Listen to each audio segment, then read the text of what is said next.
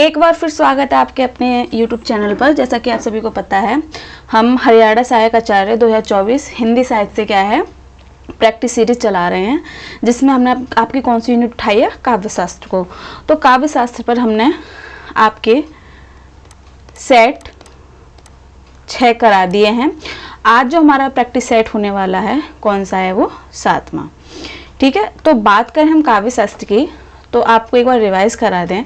काव्यशास्त्र में हमने अब तक क्या कराया, भारतीय काव्यशास्त्र कराया, जिसमें हमने आपको चाहे रस संप्रदाय के प्रवर्तक हों, उनके संबंध में कोई मत हो, ठीक है, अलंकार संप्रदाय, गुण संप्रदाय, ठीक, तो जितने भी संप्रदाय आपके भारतीय काव्यशास्त्र में थे और जो जो विद्वान रहे, उनसे संबंध में जो जो महत्वपूर्ण कथन थे, उस विषय पर क्या है हमने ये आपको जो सेट कराए हैं प्रैक्टिस के, और सारे क्वेश्चन उसमें डाले हुए हैं। ठीक है, तो आज का जो सेट है हमारा 7वां, इसमें क्या है, हम अपने पाश्चात्य काव्यशास्त्री जो हैं उनके विषय में करा रहे हैं। तो इससे पहले जो क्लासेस हुई हैं उसमें क्या है, पाश्चात्य काव्यशास्त्र में हमने आपको प्लेटो कराए। ठीक है, प्लेटो के संबंध में जो इनकी विचारधाराएं थी, कथन थे, वो कराए। इसके साथ ही अरस्तु के विषय में कराया, इनके कथन, इनकी विचारधारा, इनकी रचना, ठीक है, ये सारी। लॉन्जाइनस,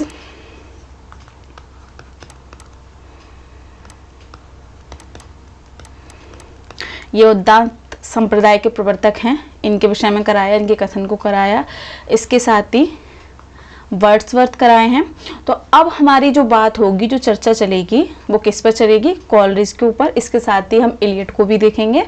तो शुरू करते हैं अपनी क्लास को, चलते हैं अपने क्वेश्चंस की तरफ। तो सबसे पहला क्वेश्चन आ रहा है कि कल्पना सिद्धांत के प्रतिपादक हैं। अब आपको इसमें बताना है कल्पना सिद्धांत के प्रतिपादक कौन हैं।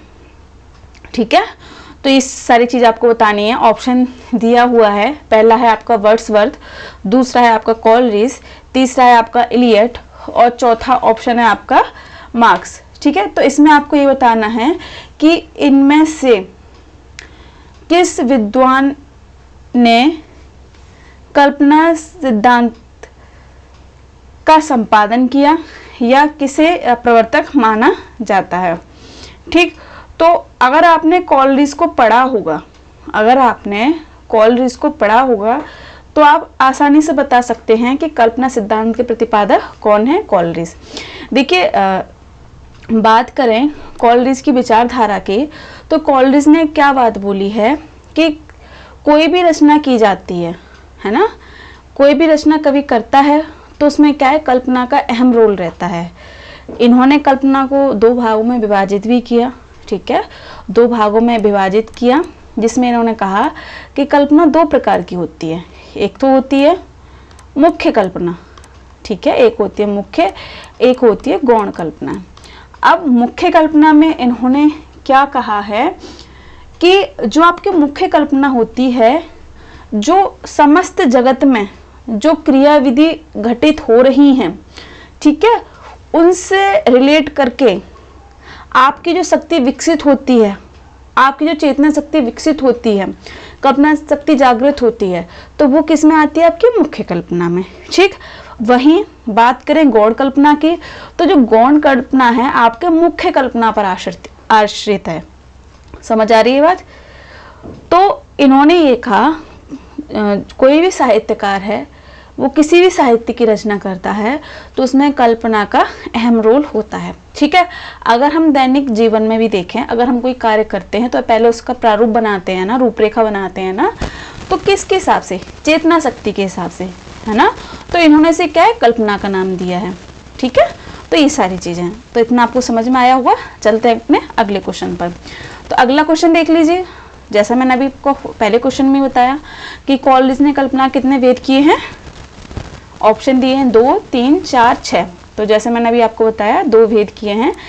कौन कौन सी कल्पना, मुख्य, दूसरी कौन सी है, गौण कल्पना। ठीक है, जो गौण कल्पना है आपके मुख्य कल्पना पर आश्रित होती है। और मुख्य कल्पना क्या होता है, मैंने आपको कि समस्त जगत में जो भी क्रियाविधि हो रही हैं, उन सब से अभिभूत होकर जो शक्ति जन्म लेती है, उनके आधार पर। ठीक है, अब जैसे कि सौर मंडल की हम बात करें, उदाहरण बता रही हूँ कि पृथ्वी का निर्माण कैसे हुआ। मनुष्य ने चीजों को ऑब्जर्व किया, पढ़ा, फिर अपनी कल्पना शक्ति के हिसाब से बताया कि पृथ्वी का ऐसे जन्म हुआ, ये सौरमंडल हैं, कौन कौन से ग्रह हैं। तो ये किसके आधार पर? कल्पना शक्ति तो है ये, तो वो सारी चीजें। तो गौण कल्पना जो होती है आपके किस पर आश्रित होती है? मुख्य कल्पना पर।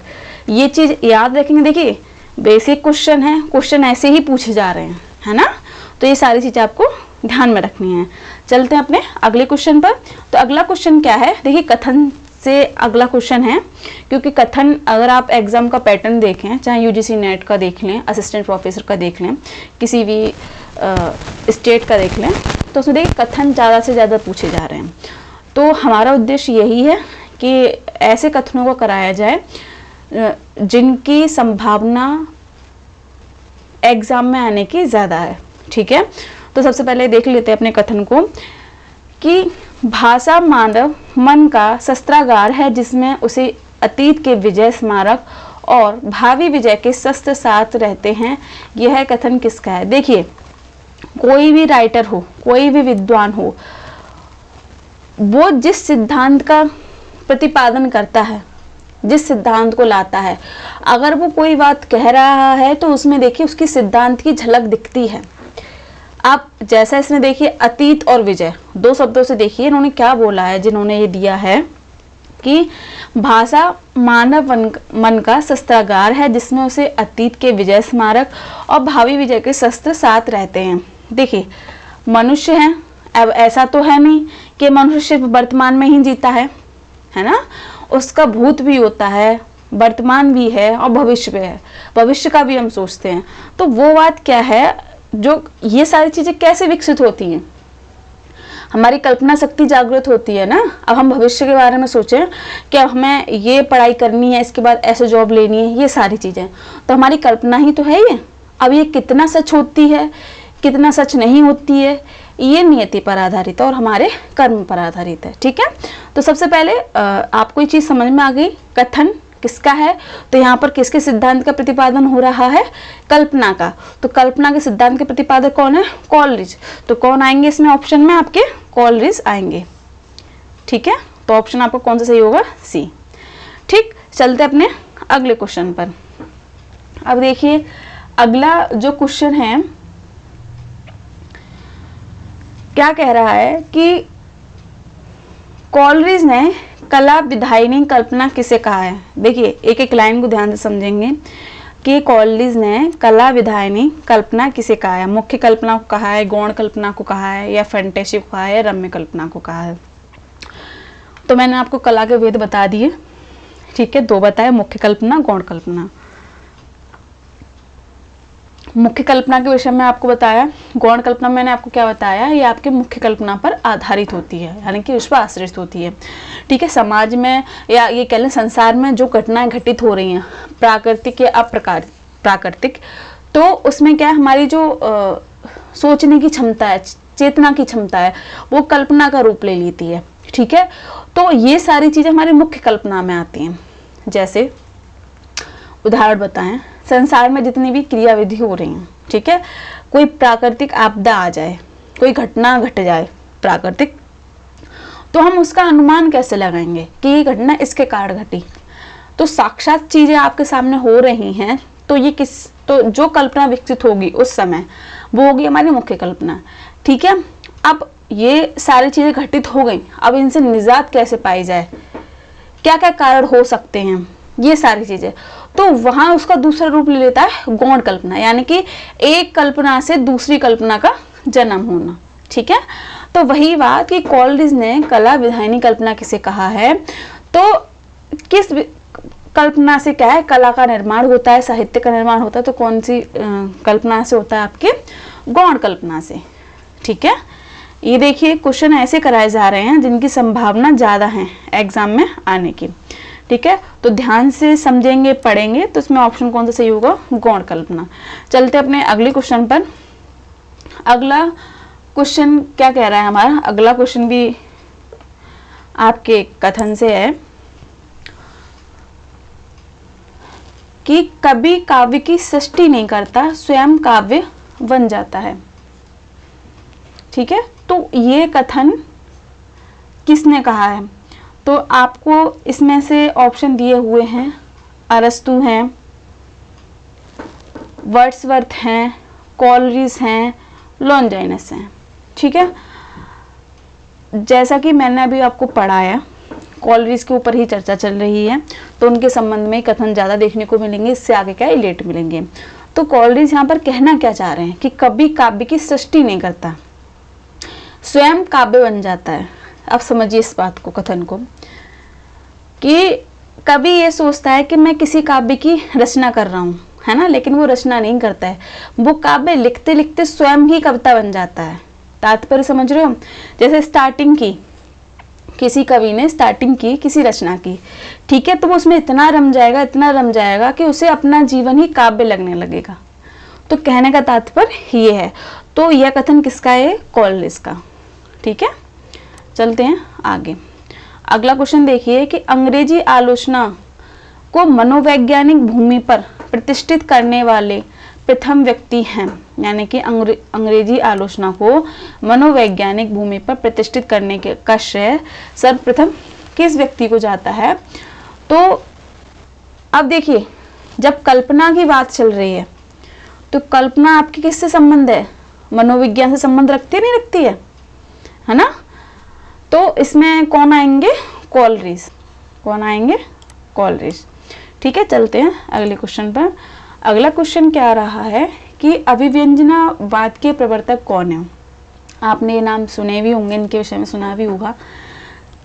यूजीसी नेट ले लें, चाहे किसी भी स्टेट का असिस्टेंट प्रोफेसर का एग्ज़ाम ले लें, अभिव्यंजनावाद से कोई ना कोई क्वेश्चन देखने को मिलता है, चाहे कथन पूछ लिया जाए, चाहे विशेषताएं पूछ लिया जाए।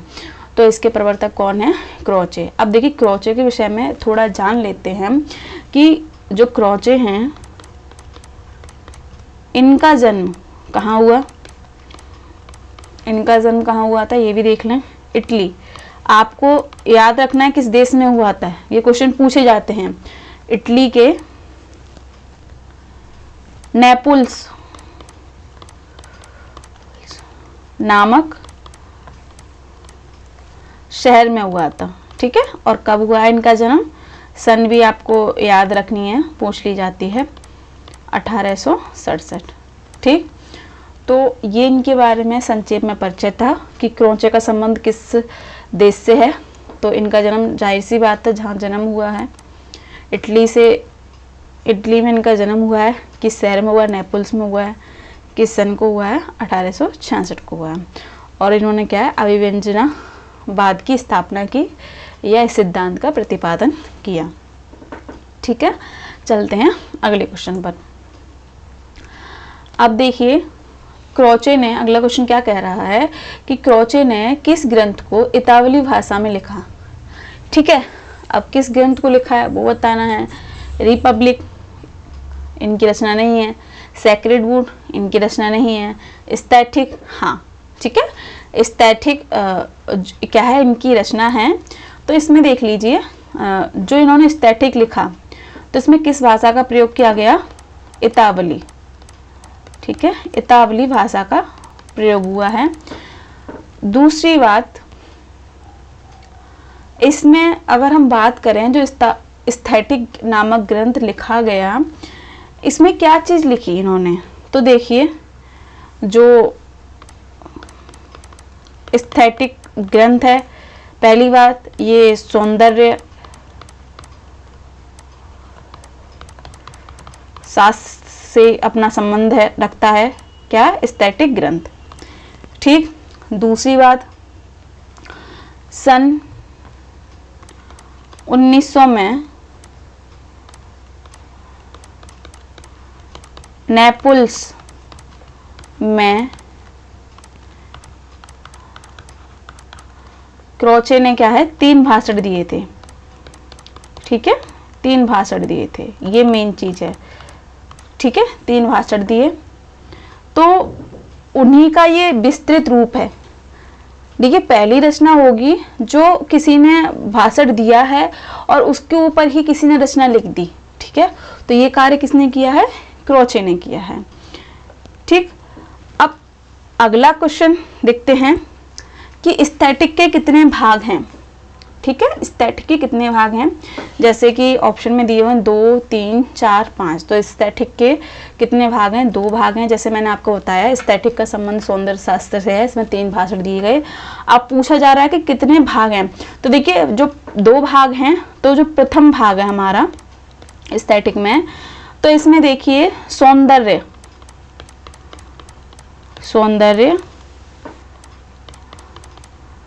शास्त्र का सैद्धांतिक विवेचन किया गया है। यानी कि पहले भाग में क्या है, सौंदर्य शास्त्र के संबंध में जो भी सिद्धांत हैं उनके विषय में लिखा गया है।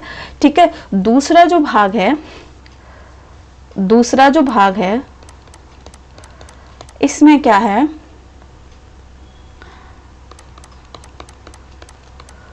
सौंदर्य शास्त्र का इतिहास दिया गया है। ठीक है, याद रखेंगे, है ना।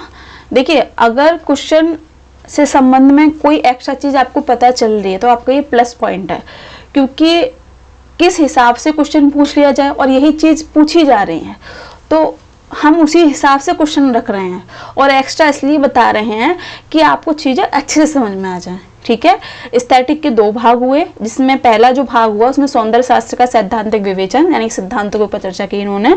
दूसरे भाग में इन्होंने क्या कहा कि सौंदर्य शास्त्र का इतिहास, कैसे इसका जन्म रहा, क्या क्या प्रक्रिया रही, क्या क्या परिस्थिति रही, उस सब का वर्णन क्या इन्होंने दूसरे भाग में किया है। ठीक, भाग 2 हैं और भाषण कितने हैं, 3 भाषण दिए हैं। और स्थैटिक जो ग्रंथ लिखा गया है वो भाषण का ही विवेचित रूप है, यानी कि इस पर ही व्याख्या की गई है। समझ आ रही है चीजें। चलते हैं आगे। अगला क्वेश्चन कि क्रोचे ने कला निर्माण के कितने चरण माने हैं, यानी कि अभिव्यंजनावाद के जो प्रवर्तक हैं तो उन्होंने कला निर्माण में कितने चरण माने हैं, 4, 3, 2, 5।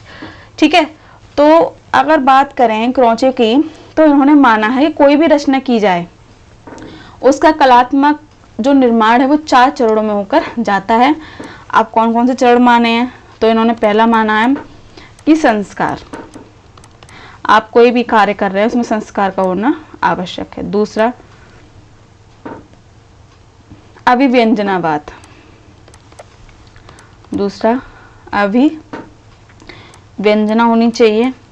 ठीक है, तीसरा सौंदर्य मूलक, यानी किसी ना किसी सौंदर्य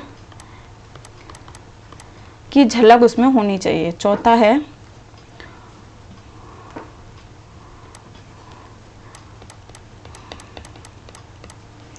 सौंदर्य का भौतिक द्रव्यों।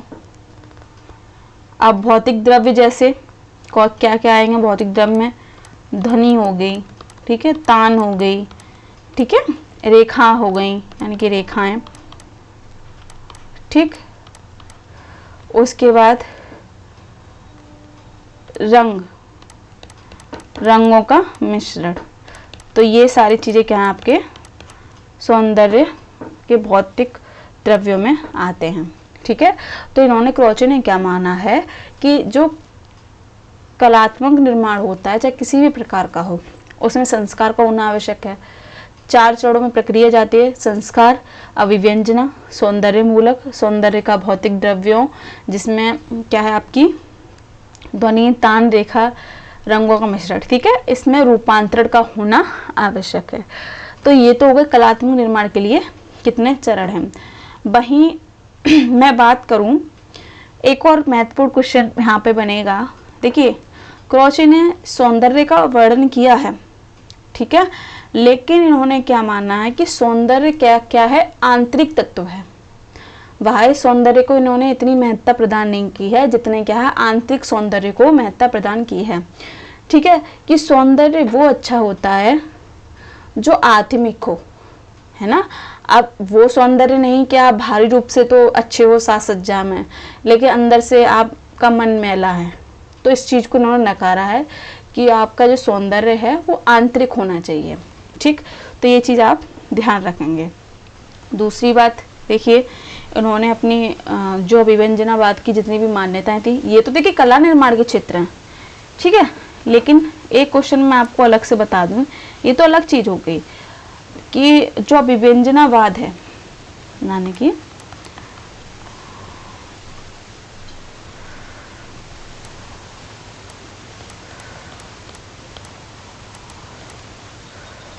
क्रोचे का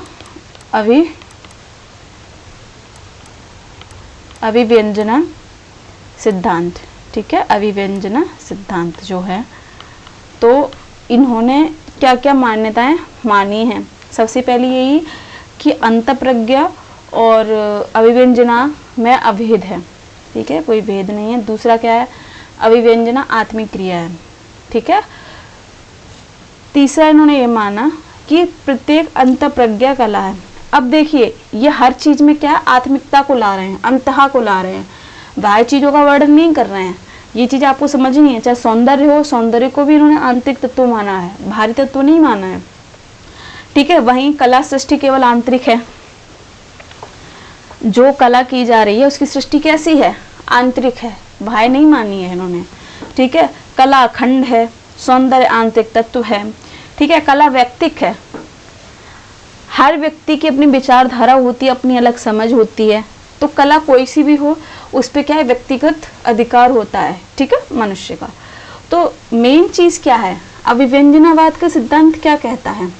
सबसे पहले तो ये क्या आत्मिक यानी कि आंतरिक भाव से परिपूर्ण है, सौंदर्य को दिखाता है, किस भाव में, आंतरिक सौंदर्य को, ठीक है। जो भी अभिव्यंजना की जा रही है वो मनुष्य की व्यक्तिक है। तो ये चीज क्या है, आपको इतना समझ में आना चाहिए, ठीक है। तो इतना आपको समझ में आ गया होगा। चलते हैं अपने अगले क्वेश्चन पर। तो अगला क्वेश्चन देखिए क्या कह रहा है कि किस विद्वान को नोबेल पुरस्कार से नवाजा गया। महत्वपूर्ण क्वेश्चन, ये क्वेश्चन देखिए कई बार देखने को मिलता है कि देखिए बच्चे कंफ्यूज क्यों कहाँ होते हैं, बच्चे कंफ्यूज होते हैं क्रोचे और इलियट में, क्योंकि इनकी जो रचनाएं हैं, ठीक है, हालांकि विभेद है, पर जब इनके लेखों को पढ़ेंगे ना तो थोड़ा बहुत एक समानता देखने को मिलती है, तो डाउट भी इसमें ही रहता है। तो बात करें कि किस विद्वान को नोबेल पुरस्कार से नवाजा गया है, तो इलियट को सन 1948 में नोबेल पुरस्कार प्रदान किया गया था, ठीक है, पुरस्कार, ठीक है। वहीं इलियट के विषय में थोड़ा जान लेते हैं। टी.एस. इलियट का जो जन्म है, इलियट का जन्म कहाँ हुआ था, सेंट लुई यानी कि अमेरिका में, ठीक। कब हुआ, 1888 में, ठीक है। इसके बाद में जब ये क्या है लंदन चले गए, लेकिन इनका जो संबंध है वो अमेरिका से है, ठीक है। तो आपको ये चीज़ पता होनी चाहिए कि जो टी.एस. इलियट है उनका जन्म अमेरिका में हुआ था, सेंट लुइस में, सन 1888 में। बाद में क्या है लंदन चले गए थे, ठीक। चलते हैं अपने अगले क्वेश्चन पर। तो अगला क्वेश्चन क्या कह रहा है, देखिए कथन से संबंध में ये क्वेश्चन है। तो क्वेश्चन ये है कि सच्ची आलोचना तथा सूक्ष्म परिशंसा का लक्ष्य कवि नहीं बल्कि काव्य है, ठीक है। देखिए सीधी बात क्या है, आलोचना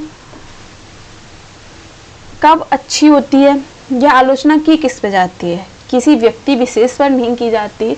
जो साहित्य लिखा जा रहा है उसमें क्या कमियां हैं, क्या खामियां हैं, क्या अच्छाई हैं, इनके ऊपर लिखना, ठीक है।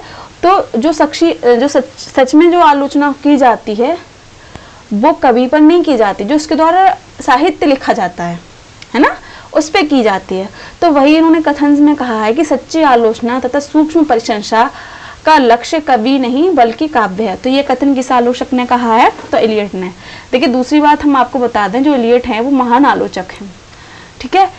तो इन्होंने क्या माना कि आलोचना वो अच्छी होती है जो साहित्य पर की जाए, ना कि किसी के व्यक्तिगत जीवन पर। समझ आ रही है आपको बातें? ठीक है, चलते अपने अगले क्वेश्चन पर कि सांस की तरह आलोचना नैसर्गिक क्रिया है। ये आप अपने दैनिक जीवन में भी देख लीजिए कि जीवन जीने के लिए जिस प्रकार से हमें ऑक्सीजन की आवश्यकता होती है, प्राणवायु की आवश्यकता होती है, वैसे ही आलोचना नैसर्गिक क्रिया है। ठीक है, कि अगर साहित्य लिखा जा रहा है तो देखिए उस पर आलोचना तो होनी ही बनती है। ठीक है, अब वो बात अलग है, कोई इसके पक्ष में लिखेगा, कोई विपक्ष में लिखेगा, तो ये सारी चीज़ें। तो किसने कही है ये बात? इलियट ने। ठीक, चलते हैं अगले क्वेश्चन पर। तो अगला क्वेश्चन जो आ रहा है कि संवेदनशीलता के असहचार्य सिद्धांत के प्रवर्तक कौन हैं? तो देखिए, अगर हम इलियट की विचारधारा को समझेंगे तो इलियट ने अपने सिद्धांत को कैसे बताया है? इलियट ने कहा है कि मनुष्य के विचारों और संवेदनाओं में क्या है? सामंजस्य होना आवश्यक है। ठीक है, तो अगर सामंजस्य अच्छी तरह से स्थापित होगा तो जो रचना है आपकी वो उत्कृष्ट होकर नजर आएगी। ठीक, तो संवेदनशीलता और असहचार्य का सिद्धांत के प्रवर्तक कौन है आपके? इलियट। चलते हैं अगले क्वेश्चन पर। अगला क्वेश्चन हमारा किससे है? रचना से है। तो देखिए इसमें क्या है, आपको नाम बताना है कि ये रचना किस राइटर की है। ठीक है, तो the function of criticism, the function of criticism. दूसरी रचना क्या है? The frontiers of criticism. लेख किसने लिखे? ठीक है, तो जैसे बात चली ही इलियट की रही है तो सीधी सी बात है, ये रचना किसकी है? इलियट की। देखिए क्रोचे और इलियट में मैंने क्या कहा, लेख दोनों ने लिखे हैं। डिफरेंस देखिए कि कंफ्यूज कैसे होते हैं क्रिटिसिज्म से और एस्थेटिक से। ठीक है, तो देखिए एस्थेटिक जो लिखा गया वो इतावली भाषा में लिखा गया है, उसका संबंध क्रोचे से है। ठीक है, वहीं जो क्रिटिसिज्म लिखा गया, the function of criticism, the frontier of criticism, जो ये लेख लिखा है वो किसने लिखा है? इलियट ने। ठीक है, तो आपको ये डिफरेंस कैसे पता होगा? जब आप अच्छे से क्या है इन विद्वानों को पढ़ेंगे, इनकी रचनाओं को समझेंगे, तभी क्या है आप इस विषय में जानकारी रख सकते हैं। ठीक, तो आज की क्लास में हमने आपको 15 क्वेश्चन कराए, जिसमें हमने आपको कॉलरिज और से संबंध में जो क्वेश्चन, जो कथन थे वो बताए। इसके साथ ही कुछ क्वेश्चंस इलियट्स के ऊपर कराए हैं, उनके कथन से संबंधित कराए हैं। ठीक है, आगे की जो क्लास होगी इलियट के संबंध में ही होगी, क्योंकि देखिए इलियट से क्वेश्चन ज़्यादा पूछे जाते हैं। ठीक है, वही मैं फिर से वही बात आपको बता दूं, क्वेश्चन ऐसे तैयार किए जा रहे हैं आप लोगों के लिए जिनकी संभावना एग्जाम में आने की ज़्यादा रहती हैं। और कहीं ना कहीं अगर आप क्लास देख रहे होगे तो आपको भी चीज़ पता चल रही होगी कि हाँ इस चीज़ की मांग आज के समय में एग्जाम में है। ठीक है, तो वही चीज़ रखी जा रही है। इसीलिए देखिए काव्य शास्त्र से इतना खिंच रहा है। क्वेश्चन आपने देख लिए होंगे, कोई भी इधर उधर का क्वेश्चन नहीं रखा गया है। जितने भी क्वेश्चन रखे गए हैं वो जो महत्वपूर्ण क्वेश्चन हैं वही रखे जा रहे हैं। ठीक है, तो आप रिवाइज करते रहिए। मिलते हैं आपको अगली क्लास में, तब तक बने रहे अपने चैनल के साथ। तब तक के लिए धन्यवाद।